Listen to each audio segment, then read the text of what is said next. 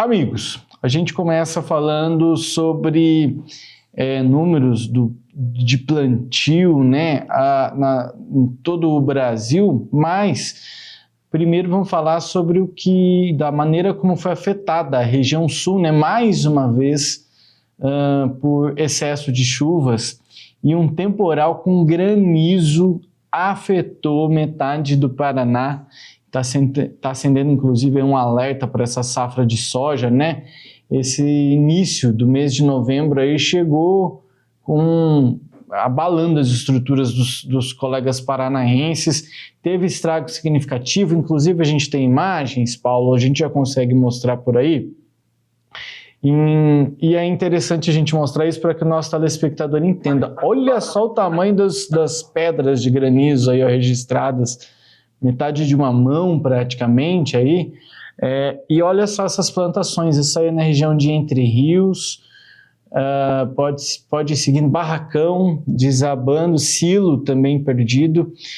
Olha essa plantação de soja, se puder segurar essa imagem aí, Paulo, por gentileza, olha essa plantação de soja que mostra como o poder dessas pedras de gelo e do vento forte, o que causou nessas plantações. Então é muita perda que pode resultar num replantio se o produtor tiver essa disponibilidade, se o produtor tiver, claro, ele vai ter que fazer muito cálculo aí, não é fácil, mas segundo as informações do INMET, os ventos fortes aí, ó, podem chegar a 60 km por hora, se tiver outras imagens, Paulo, pode ir seguindo aí, tá? E as chuvas podem registrar precipitação acumulada de até 30 milímetros por hora, ou até 50 milímetros por hora, isso principalmente na região sul, né? Principalmente na região do Paraná. Então, o aviso mais severo eleva o nível de preocupação para 322 municípios localizados aí na região central e oeste do Paraná.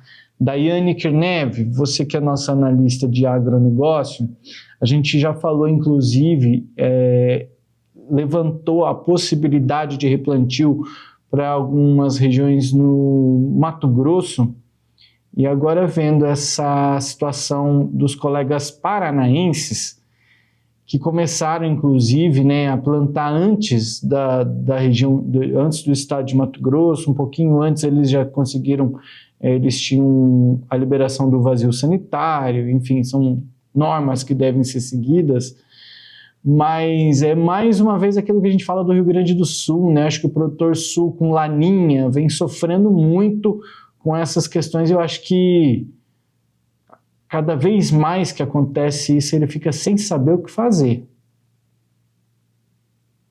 Realmente, Justin, é muito preocupante a situação que se encontra na região sul. E agora nós temos o estado do Paraná, né? Que sofreu grandes perdas aí na produtividade da sua soja, porque são sojas que já estavam em um nível já de maturação elevado. Então, o Paraná foi o estado que deu a largada para o plantio de soja, né? Já estavam bem avançado com relação ao estado de Mato Grosso. E agora a gente viu que deu uma parada.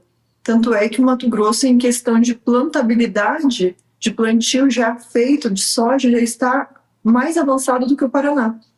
E depois que esses produtores plantaram essa soja, ainda agora estão sofrendo com esses temporais e com granizo.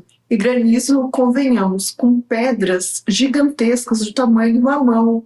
Meia mão ali tinha pedras, isso depois que já tinha acontecido, depois de um tempo. Na hora que caiu, elas eram maiores ainda. Então, o estrago em uma plantação, um pé de soja pequeno, baixo, é muito grande. Se vocês quiserem colocar de novo a imagem, se o telespectador conseguir ver, isso é uma lavoura de soja que já estava quase num período ali que ia começar as vagens, né, se encher, já estavam grandes. É a próxima, Paulo. E foi totalmente destruído, caiu todos os pés, ficaram no chão.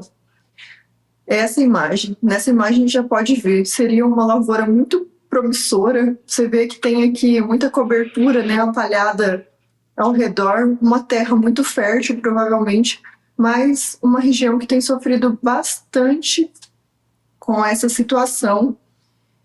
de chuva ou falta de chuva. O Paraná não tinha sofrido tanto, mas agora afetou drasticamente o estado.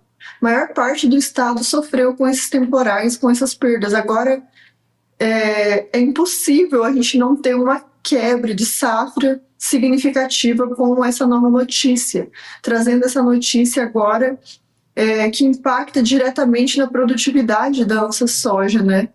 A gente sente muito, mas o que ainda consola é que o estado do Paraná ainda é mais munido de seguro. Então, os seguros agrícolas lá no estado do Paraná, eles são um pouco mais efetivos do que a gente tem aqui. Então, um pouco de consolo para o produtor, né? Mas que a gente sabe também que os estragos nem sempre o seguro consegue resguardar suficientemente, né?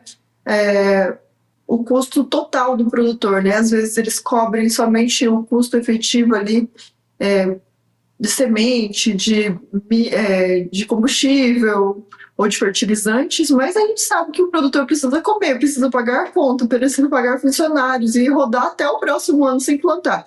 E esses custos seguro nenhum cobre, né? Infelizmente, a gente sabe que o prejuízo acaba ficando e é muito triste a gente ver uma lavoura assim. Eu, sinceramente, parece que dói em mim ver uma lavoura no chão desse jeito. E mais uma situação aí que a gente tem visto, né? No estado de Mato Grosso, por exemplo, ainda não terminou o plantio de soja, porque nós estamos enfrentando um clima bem atípico dos outros anos, né? As chuvas não estão regulares ainda no nosso estado. E aproximadamente 70% do território que é para plantio de soja foi plantado até agora. E ainda temos riscos, né?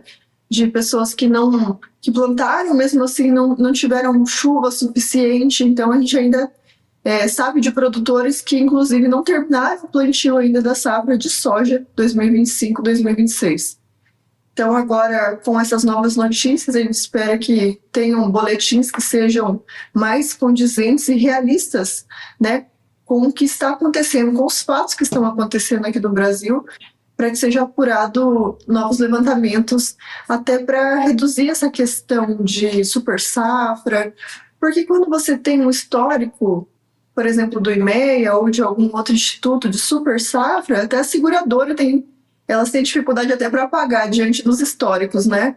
Mas agora eu acho que elas têm que reclassificar esses históricos, porque o cenário brasileiro não está tão favorável como era visto semana passada. Cidades atingidas aí, ó, como por exemplo Campo Mourão, Guarapuava, Campina da Lagoa, Barbosa Ferraz, Itambé, Astorga, enfim, entre outras cidades que também foram afetadas. E a preocupação porque essa região é uma das principais produtoras de milho safrinha, né, do Brasil. Aí o atraso da colheita da soja, provocado pelo frio ou a necessidade de replantio, deve reduzir a janela, né, para o milho safrinha, seu Bianco. E a Daiane falou aí agora enfim, informações que são bem pertinentes em relação a problemas que podem surgir para o produtor rural. José, infelizmente temos produtor sempre sofrendo. Essas regiões que você falou são as regiões mais produtivas do Paraná, terras espetaculares, aí no centro, né, que é Campo Mourão, essa região, e o oeste, que é Cascavel, Toledo, são as regiões fantásticas. O produtor aí tem, com esse problema, o produtor tem 2 ou 3 prejuízos a mais. Primeiro, ele perdeu a lavoura dele. Agora, na sequência, veio um frio. Esse frio faz com que alongue os dias a mais. O período da soja será alongado. Ao invés de ter aí 100, 110 dias, sempre será crescido mais uns 4, 5 dias, em virtude desse frio. Quando esfria, a própria planta tem esse processo de alongamento, de demorar mais o amadurecimento e esse produtor, por exemplo, ali, ele teve que, vai ter que replantar. Replantando, a janela para safrinha será muito mais curta. Então, teoricamente, vai produzir muito menos também na safrinha do milho, Outro grande problema é a previsão de que Lanínia venha nos meses de dezembro, no final do ano, começa a Lanínia. E a Lanínia, ela irá acontecer o quê? Vai chover menos no sul do país e pode chover um pouco mais no norte, no centro-oeste. Então, veja como que com muitos problemas, né? Um problema em cima do outro. Se não houvesse esse processo de gelo, automaticamente essa soja que um dia iria florar e já teria escapado. Assim ele vai ter que replantar, o replantio. É uma soja dessas aí, a Daiane até pode falar mais, mas já devia ter em torno aí de 30 dias para mais pelo tamanho que ela está. Então vão ser 35 dias de atraso. E isso, de repente, vai prejudicar muito mais lá na frente, em virtude de que pode acontecer, ou a previsão de que haja mais seca lá no Paraná. Então, infelizmente, esses produtores aí estão com muito prejuízo no bolso. Daiane, para fechar esse assunto... Veja só, o que a gente tem que contar, né, muitas vezes com a sorte. O produtor paranaense, eu garanto que não estava esperando por essa, e nenhum meteorologista também estava prevendo, né, esse tipo de catástrofe, e foi de grandes proporções, né. Então a gente vê que muitas vezes não é porque ele não se preparou, não se planejou, porque vai fazer o quê, né? Mesmo que tivesse uma previsão, já estavam com a soja plantada, já estavam esperando a colheita, então realmente acontece. Essa soja realmente ela já tinha, pelo porte dela, mais de 30 dias, seu Bianco falou muito bem, e é uma soja aí que a gente poderia, né, em média, esperar mais 60, 70 dias já para ela estar pronta. Agora começar todo o processo, porque daí agora não é só ir lá e plantar por cima, teria que dessecar também, né?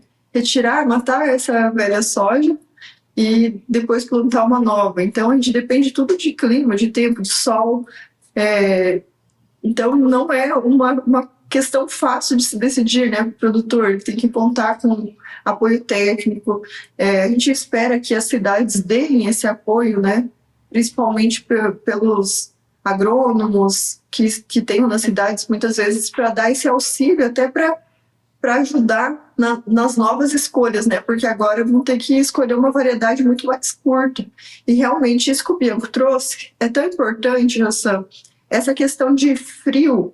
Quando vem frio ou quando chove demais, a planta ela leva o ciclo dela a ficar maior, então ela demora mais a colheita. Se ela demora mais a colheita, mais tempo, menos tempo para a safrinha de milho, né? Para a safra de milho. Então, ainda mais quem sabe que em dezembro tem a probabilidade de vir uma lanínia, a gente tem um pouco de receio, né? Com o plantio tardio num período de lanínia na região sul. Então, a gente tem que ficar sempre atento, né, com as informações, e mesmo com as informações, o pessoal que tem a possibilidade de sempre ter um seguro, né, que dos males o menor, pelo menos os gastos ali da produção serão garantidos. A Daiane falou bem, se possível um seguro, né, mas com margens tão pequenas fica complicado, mas é claro, se possível, em casos como esses, o produtor está melhor resguardado. A Daiane falou de apoio. O apoio entre produtores ele sempre acontece muito, né, muito genuíno de produtores rurais, esse tipo de apoio entre um e outro, mas falando de apoio municipal, o prefeito de Campo Mourão, ele anunciou que o município decretará estado de calamidade pública, o que isso facilita, né, o acesso a alguns serviços, desobstrução de vias, prestação de atendimento a famílias atingidas, circulação aí pelas vias, né, enfim. E apesar dos registros, não dos prejuízos materiais, não há registro de feridos. Essa é a boa notícia, né, de tudo, que dos males o menor, né. Então o produtor segue, mas isso também mexe muito com o psicológico de cada um. Se você fica sem o dinheiro para colher, fica complicado seguir a vida também, né? Vamos seguindo para o nosso próximo assunto.